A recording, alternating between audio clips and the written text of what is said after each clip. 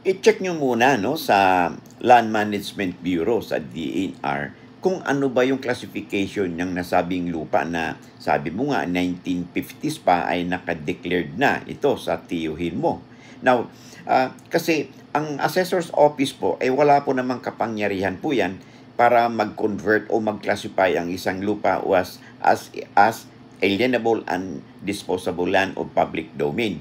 Yan po ay vested po yan ng batas po natin sa lalim ng Commonwealth Act 9141 as amended. Ito po ay nasa kamay po ng Secretary of Environment, Department of Environment and Natural Resources, i-recommenda niya sa Presidente ng Pilipinas. Ang Presidente po mismo ang may kapangyarihan mag-convert that land into a alienable and disposable land. Kung sa ngayon, hindi po, kung nagbabayad man kayo ng amilyar during the time, ay sigurado po yan, ay ito'y tungkol lamang sa isang improvements dun sa lupa. Okay? Sa mga crops o sa bahay. Okay?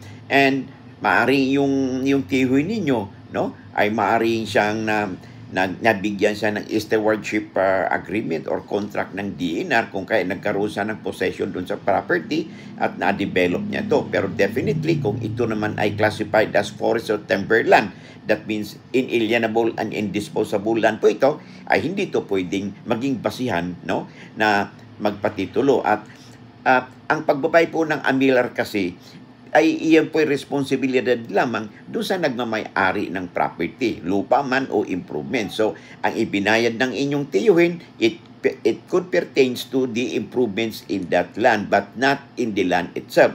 Ibang usapan yun kung yung tax declaration certificate ninyo ay tungkol talaga sa lupa. This could imply na yung lupa ninyo ay classified as alienable and disposable land of public domain na maging basihan for ownership at pag-apply po inyo ng title later on. Pero as is now, ay hindi po, wala pong kapangyarihan ang assessor's office para magdeklara o mag-declare na ang isang lupa ay isang alienable and disposable land of public domain. Makipag-ugnayan kayo sa DENR for further information at ganoon pa rin sa assessor's office. Better still, get in touch with your lawyer para masuri po ang inyong mga dokumento at mabigyan pa kayo ng kaakibat na guidance and information. Lamang na kayo pag may alam sa batas.